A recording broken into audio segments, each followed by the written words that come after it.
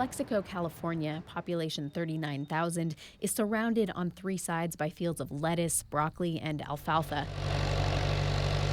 On the fourth side, the city butts up against the U.S.-Mexico border fence, and the city of Mexicali on the other side. You're more likely to hear Spanish than English on the streets of Calexico's downtown shopping district. It's the kind of town where everybody knows everybody and everybody's business. Calexico Police Department is raided by the FBI. But many locals said they were surprised when the FBI paid a visit to the police department in late October. It was around 9:45 that 30 FBI agents raided the Calexico Police Department. They seized computer hard drives, documents, and other potential evidence as part of an ongoing investigation into potential criminal activity by some members of the department. The big question is why. 4 cops were put on administrative leave pending the outcome of the investigation. One of them was fired shortly before Christmas. The FBI won't comment except to say that the investigation is ongoing. But Calexico Police Chief Michael Bostic speaks openly about some of the things he's found wrong with the department since he took over in October.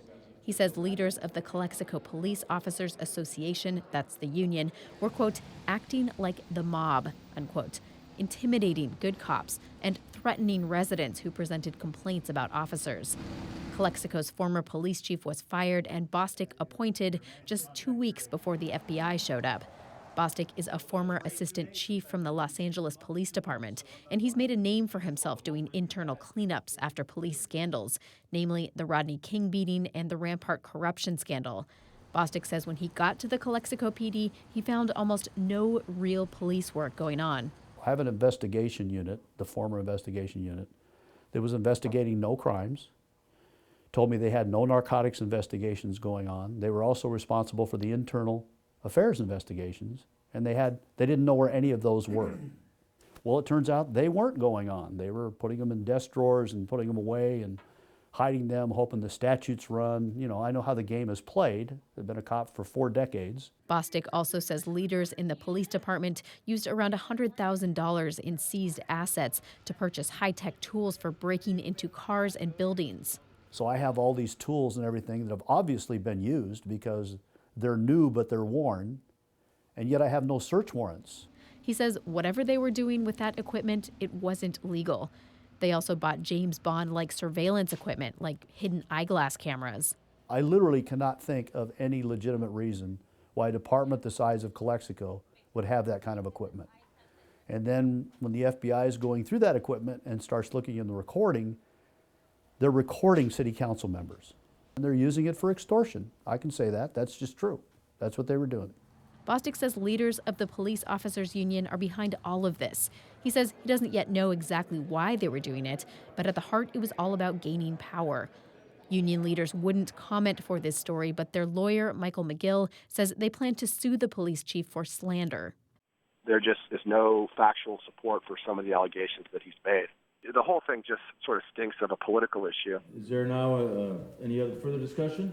McGill suggests that several Calexico City Council members have misled the new police chief into believing there's misconduct among his officers. He says he thinks these council members are retaliating against leaders of the police union for actively campaigning against them for many years.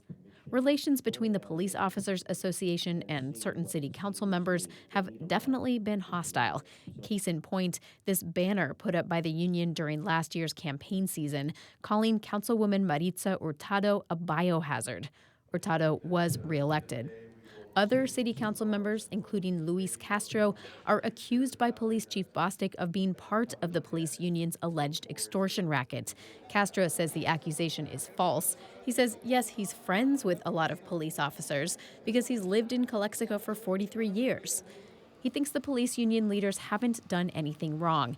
He says the city manager and police chief are exposing the city to years of litigation. They are innocents. I believe Richard Warren and Michael Bostic, they are creating lawsuits against the city of Calexico. In the community, feelings are mixed on the police scandal. George Romandia is a manager at a downtown department store. I suspect if they find something, it won't be anything too diabolical. I mean, maybe they'll find some procedures that aren't too good, or maybe they violated some rules of conduct, but I doubt it'll be anything serious. Others say it was high time for a cleanup. There's been a lot of, if not illegal, certainly unethical behavior by the police. They bully other members of the police force, and they bullied citizens. They try to intimidate the city council. I think heads are going to roll. Police Chief Bostic says he'll release results of an internal audit of the police department this month. The FBI has given no timeline on when it expects to conclude its investigation. Jill Replogle, KPBS News.